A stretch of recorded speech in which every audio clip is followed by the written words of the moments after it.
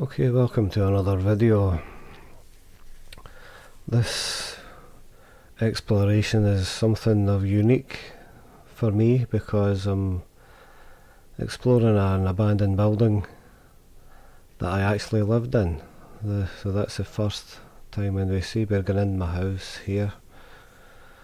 This is in the abandoned ghost village in Port Glasgow.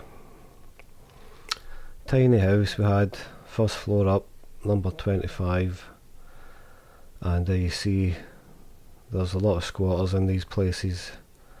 You have to be careful when you're in and out here actually. We went up the stairs and there was a guy in there having a fag, so just if you're coming to this town to explore these houses, just be careful. So here we are, we come in the front door and there's the old toilet, pretty disgusting. We left here 1986, we left this house. I think now 4 years, the 2015, 2016, pretty much this scheme got emptied. There's about 10 families still living in the whole place at the moment. So we come in the front door, there's a big fridge freezer dumped there. I was in a couple of weeks prior to this and it was empty. But see, and this used to be my bedroom, this is why I went back. Nobody believes me, I lived in a cupboard for a year and a half. It was actually an alcove coming in from this room here, the sitting room.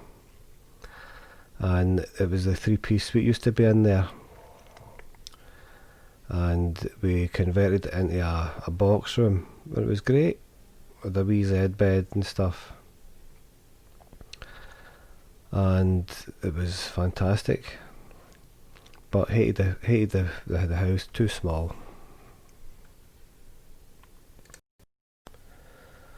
And as you see there on the other side of the room, the windows, the sliding windows for the little bedroom. As I says, I hated the flat, but it made us a few pound, and we went on to bigger and better things with the profit that we made on it. So I can't complain at that.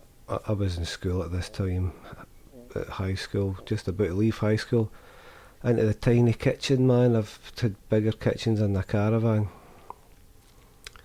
This wasn't ripped out a couple of weeks prior either. I asked my mum about that lampshade.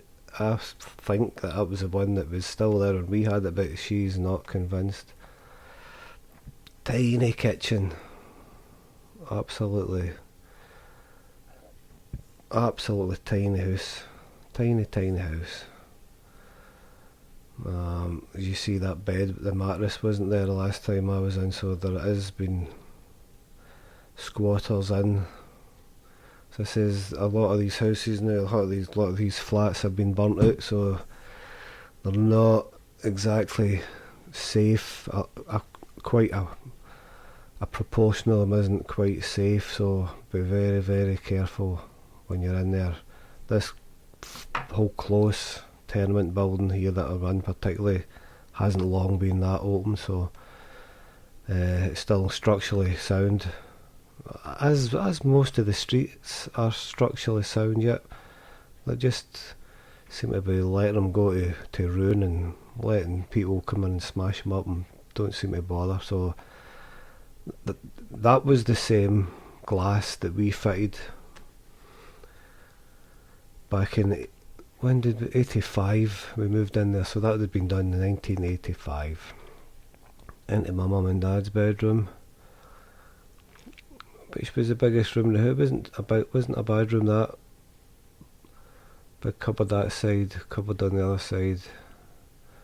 I used to lie in there and listen to the Radio 1 chart show on a Sunday and record it with the old tape deck.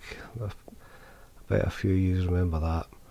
So you see my daughter, I've got my daughter in with me just for a bit of historical exploring for her. She comes with me for the odd urbex kind of outing as well, but I thought it'd be a good one for her to come here. Seen that the front door was opened, I don't break anything in, it was lying open, so that's that's good excuse to, that's the green light to walk in the door, isn't it? You don't want to break and enter.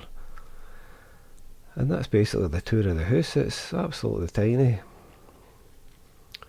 I can remember my dad just used to be hanging on the inside of the main door there. But it's a close look at my bedroom. Same shelves as well, man. Amazing. Same shelves as well.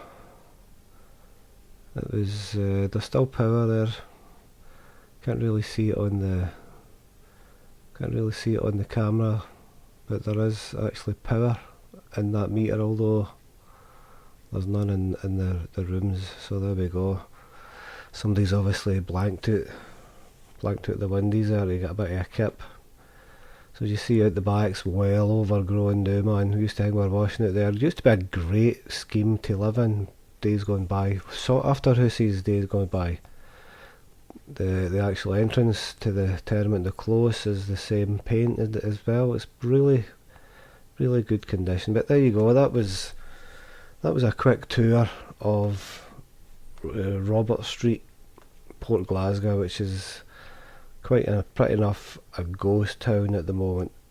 You see a car on the left hand side there. There is the occasional family still living there, so if you are coming to have a look at this, just be very careful. Okay, I hope you enjoyed this quick tour. It was a strange one for myself where I live, but there we go. See you in the next one.